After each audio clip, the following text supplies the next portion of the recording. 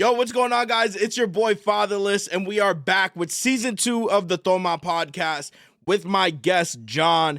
Who are you, man? Tell them a little bit about yourself. What is going on, everybody? My name is John Reyes. I go by JonReyesWrestling. Mainly on Instagram. I'm on TikTok and YouTube and slowly growing all of those as well. Just another wrestling content creator. My bread and butter is recaps of all of the weekly shows, including PLEs. So at John Reyes Wrestling on Instagram if you want to get caught up on the shows in 90 seconds or so. But yeah, man, started my content back the night of the Royal Rumble last year. If you remember when Jordan Grace debuted, Jade Cargill debuted, that night was just so overwhelmingly dope in my mind. Too, bro. At the time I was making UFC videos, and that content was doing okay. But my passion for WWE was like overflowing. I was like, F this, bro. I'm making some wrestling videos. And then the third one was a recap that blew up, and we're sitting at almost 85K right now, a little over 85K, I think, somewhere around there. Yeah. Big W. But something we definitely want to start off right now with is John Cena selling his soul. Oh, man. I did not expect that to happen at all. Brother, I almost texted you, bro. I'm gonna need an extra half hour to process it. We're still processing it. It's to the point where it's like I was in between at first. I was just like, John, what are you doing? And then I was like, I kind of fuck with Travis Scott, so I was just hitting the Fiend the whole time, bro. After him. I don't know. Travis Scott was doing his thing in the corner, man, the whole time. It was like he wasn't even on camera in his mind, bro. He was just a part of the menacing nature of that whole entire scene, man. Whoa. Bro was getting ready to just put in work. I don't know. Wow. That was uncomfortable. I haven't felt this way, I don't know if maybe ever, but that feeling of being genuinely shocked and almost a mixture of disappointed, but also like just jaw dropped on the floor. Like I haven't felt this way in a long time, man. And they captured a real childlike feeling of disappointment and shock and just awe. It's incredible, bro. Whoa. Where do you stand now with John Cena being a heel and being on the side of The Rock, knowing damn well that for years we had them beefing with each other, being like, oh, you know, go to Hollywood, you're doing your shit in Hollywood, and now John Cena done really turned into The Rock this whole entire time. So he's really hypocritical when it comes to a lot of stuff. But actually, though, and you saw that slow transition over time, too, and it's so funny because they touched on it in the post-show, too, but that John Cena that spoke at that press conference and just claimed his spot in Elimination Chamber, we should have seen this coming, man. Like, he was an a-hole right then and there. He was a Hollywood sellout right then and there. I said in the beginning on the stream, bro, I said, what if it, like, just joking, oh, what if John Cena, turns heel? But no, like, it wasn't a, hey, this is serious. It was what if? But doesn't it make so much sense, though, too? Like, John Cena having spent enough time away from the business at this point to identify more so as a Hollywood figure than a WWE figure, coming back and just aligning with a guy who he's probably spent more time with at this point outside of the ring than he ever did inside in the form of Hollywood. It makes so much sense. The magic of a night like this is in the fact that nobody saw this coming as much as we now think, why didn't we maybe see this coming? Is that just me? I don't know. I'm kind of like mixed. I feel like we should have seen this coming. And now everybody is posting on Twitter saying, hey, The Rock foreshadowed the shit out of this, putting John Cena, Travis Scott in that poster, posting it saying, hey, all three at the Elimination Chamber. Oh, that's good stuff. See, that's a level of paying attention outside of the actual product that a lot of people do tap into, man. Yeah, that's wild. Wow. All right.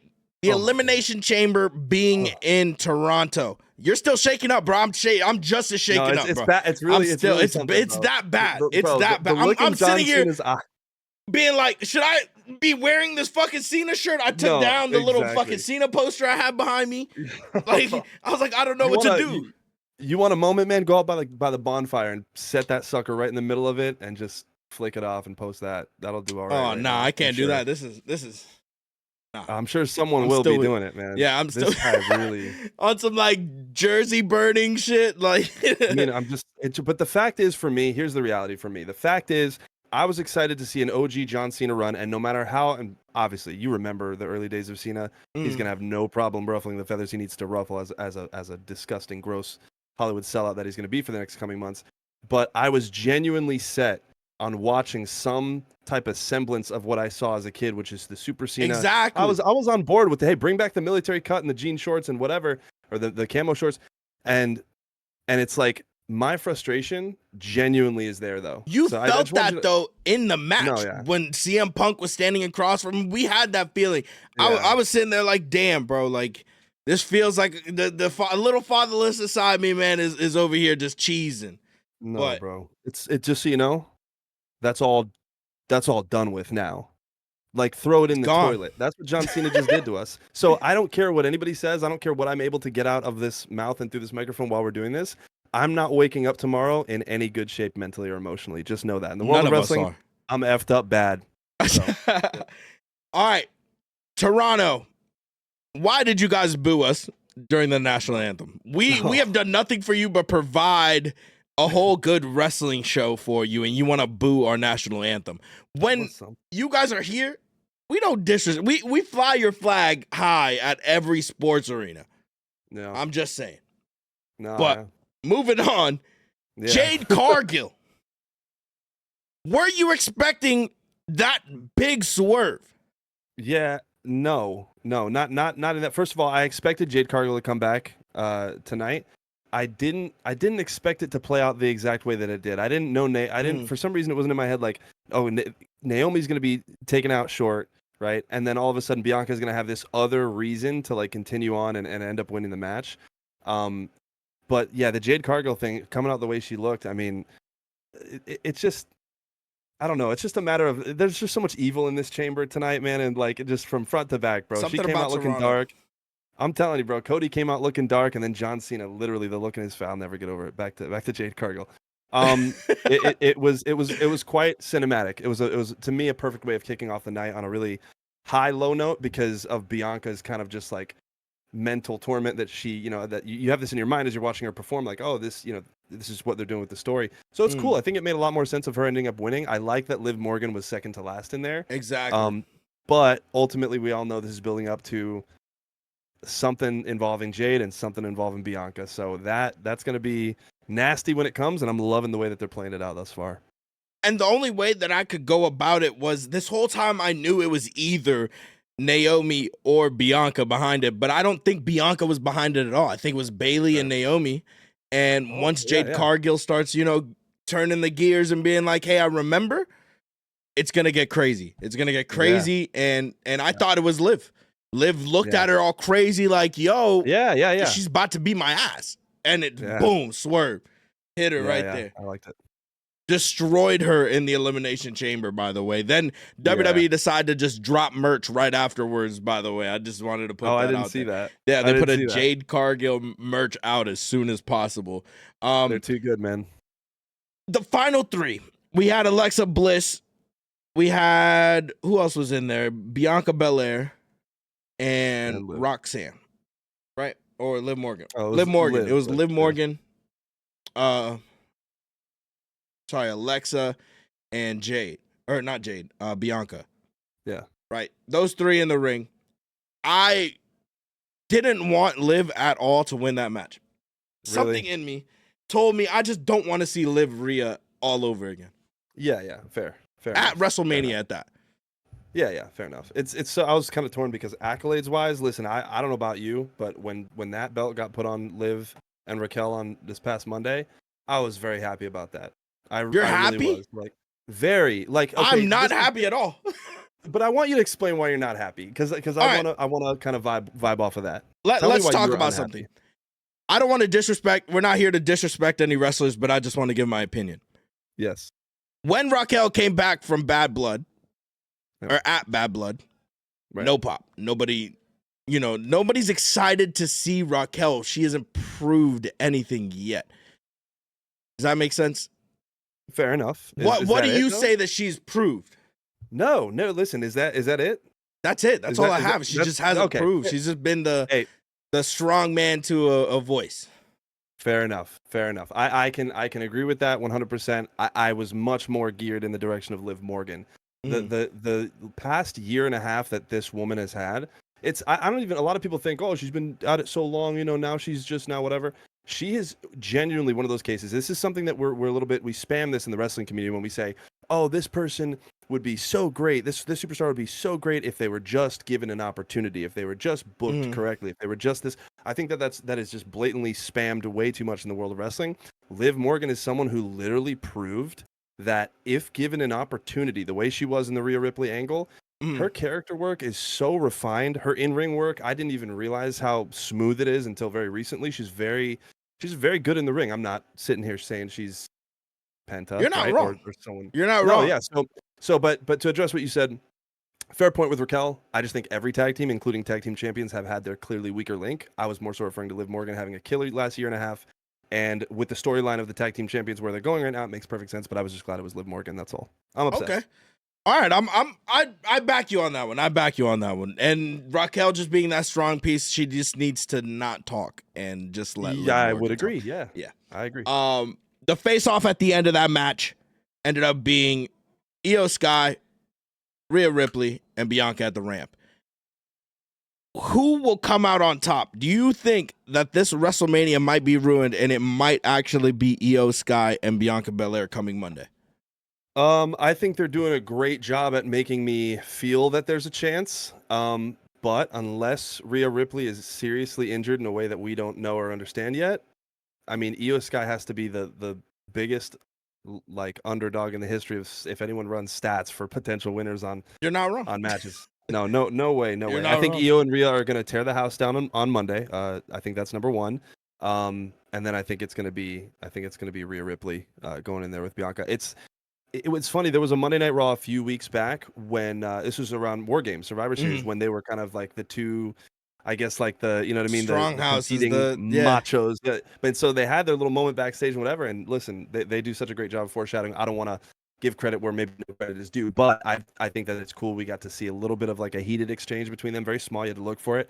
That eventually led to what we could now assuming that Io loses, is going to be a rematch between those two. I went back and watched recently their NXT match, by the way, too. I didn't even know that they fought in NXT. Blonde it's incredible, hair, the history. Rhea Ripley? Yeah. Crazy, that match bro. is crazy. I feel like YouTube's been recommending a lot of just throwback stuff to foreshadow and just throw in our face to be like, hey. But it's just kind of weird. I don't know if it's YouTube algorithm or anything like that. Yeah, I did see a lot of Doctor of Thugonomics stuff lately. You're that's right. That's what I'm saying. So it's foreshadowing crazy. Talking about foreshadowing, we knew that Tiffany and Trish were gonna get in that ring together and team up against, I don't even like her, Nia Jax and Candice LeRae. We can move on from that. I don't really like that match. That match was kind of. I say it this way.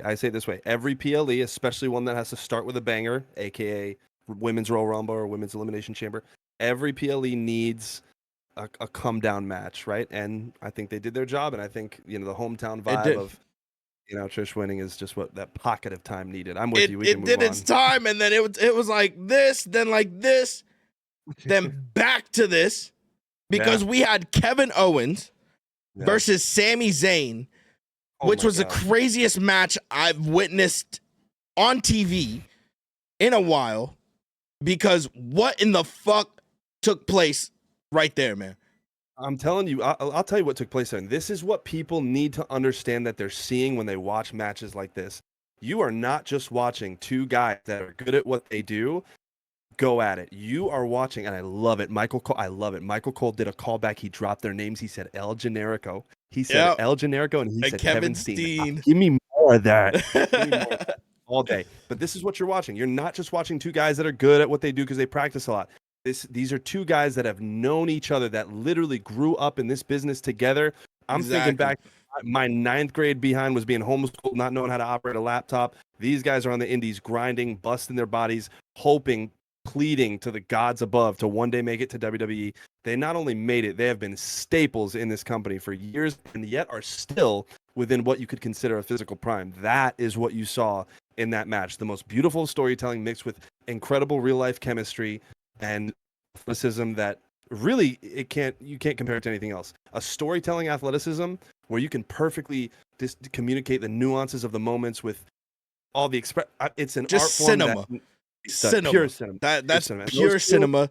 They The brought it, blue man. thunder bomb through that fucking barbed wire chair, cinema. Oh my God, bro. You know, Kevin Owens at the end about to put Sami Zayn through the concrete, by the way, which was not concrete. That was just the grass patch, you know, the little plastic covering. I just wanted to put that out there. I don't know. He just ripped it open, and I was like, this motherfucker about to hit him in the plastic.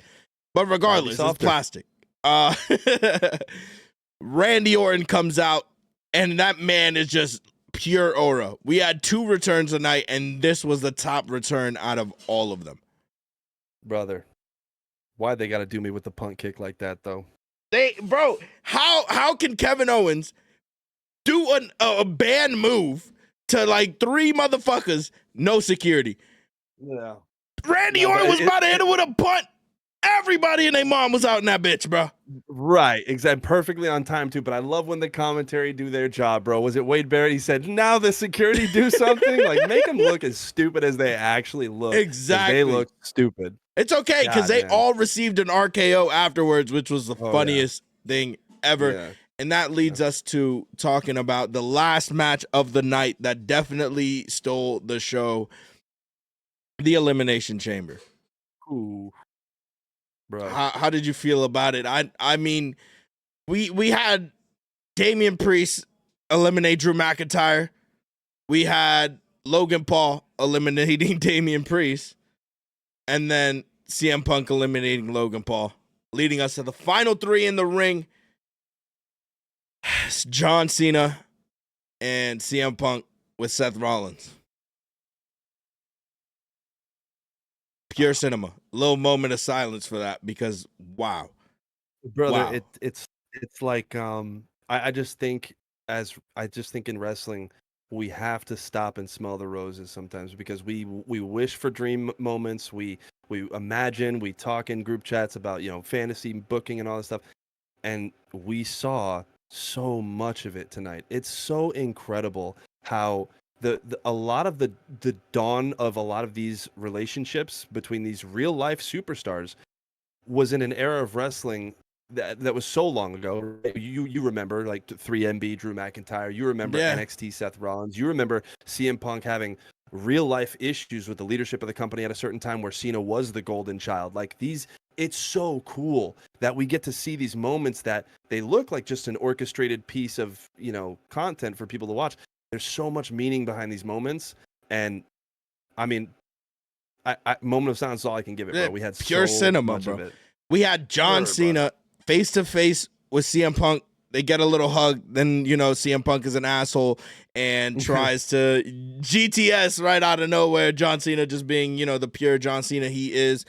But given that, Seth Rollins gets eliminated by CM Punk, by CM Punk. Yeah. And then Seth Rollins stays in the chamber. I did not expect this to happen at all. I expected CM Punk to win this match, realistically. John Cena was definitely, you know, I just wanted to keep watching him, keep chasing. And just when he won, it felt like something. It felt like, why did he win when he said he just wanted to chase? So you were already putting some pieces together. Yeah, huh? It felt off. Then we had, I just, why Travis Scott had to be there was another thing, and why he hasn't even showed up. Then The Rock's music plays when the cage comes up after Cody Rhodes comes in. It was just like, what the fuck is about to happen? And we touched up about it earlier, but Travis Scott was sitting there. What I thought, you know, he was lighting up was something else, but he was lighting sage. Yeah. Lighting sage. Like ceremonial soul selling BS, man. Like straight up. Just for John Cena to pull what he pulled. So your gears were turning early then. So the moment it just didn't make sense. Wow. Good on you. I mean, that's certainly not what. Look, this is the power of nostalgia, right? My childhood, whatever, to see the military cut, man, I wanted it back so bad. Now I don't care what he does. He's dead to me. But no, I was too busy drooling, you know, at the John Cena WrestleMania. You know what I mean? The kid in me came out too soon. And you were on the side of something's off here a little bit. I was there for the nostalgic feeling, but then Cena did what he did. Cody Rhodes was bleeding. Nobody came to help Cody Rhodes, by the way. Nobody wants to step up to the authority because they know exactly what's going to happen right afterwards. He definitely got choked out a little bit, and then The Rock takes his blood like he has before, puts it on the Cody Rhodes belt, and just leaves. Leaves with John Cena, leaves with Travis Scott. Who knows what's about to happen next? But it makes you think, and I love that the gesture was exactly the same. You think back to Bad Blood at the very ending when Cody's in the ring and the final boss comes out. There you go. It counts. Those are the three motherfuckers right there. And then here's where my mind goes, right?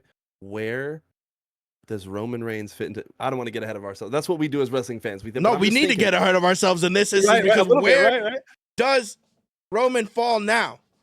Seriously, I mean, no, but even with the Seth stuff, it's like I guess it kind of makes sense. But what's the?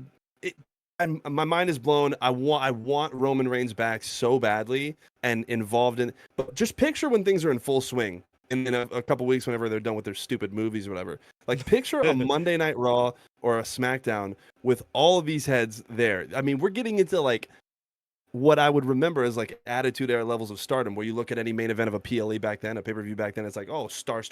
We're getting to that point again. It's just like Royal Rumble. Star. It looked like a Royal Rumble where we were playing WWE 2K25 or something.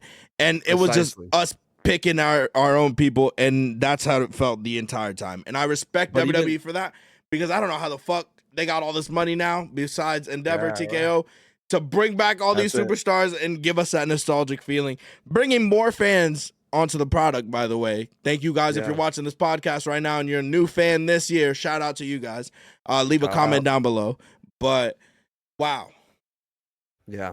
No. That finale right there. The soul selling, the Cody, pretty predictably, right? Saying, you know what, I love how he said it. I sold my soul to this ring and these people a long time ago. Beautiful. And then one more hug from John Cena. It just, brother, I'm being really honest with you. Like, this gesture, it brought me right back to Bad Blood. I'm like, yo, he's had this plan the whole time. Like, it's just crazy to think about, but like, it's a beautiful thing, man. But he does that. John Cena's face, it's burned into my head forever. And it just, the thing I'm left with is this makes so much sense anyway. Exactly. It makes so much sense anyway. And last point I'll make, I hope you can agree with this. Go ahead. I'm really excited to see what John Cena does with that microphone in the next couple of weeks and months, brother. Leading up to WrestleMania, hopefully we still see John Cena coming to Raw and SmackDown. Coming to SmackDown. It's been your boy Fatherless here with the Thoma podcast. Shout out to my boy John Reyes, man. Shout yourself out, brother. Thank you for coming. I appreciate you. Yes, absolutely. JonReyesWrestling, mainly on Instagram, but the links to all my other platforms are in there, including Discord, where we watch Raw, SmackDown, and PLEs every single time that they're on. So love y'all. Take care. And again, at JonReyesWrestling. Peace out, chat.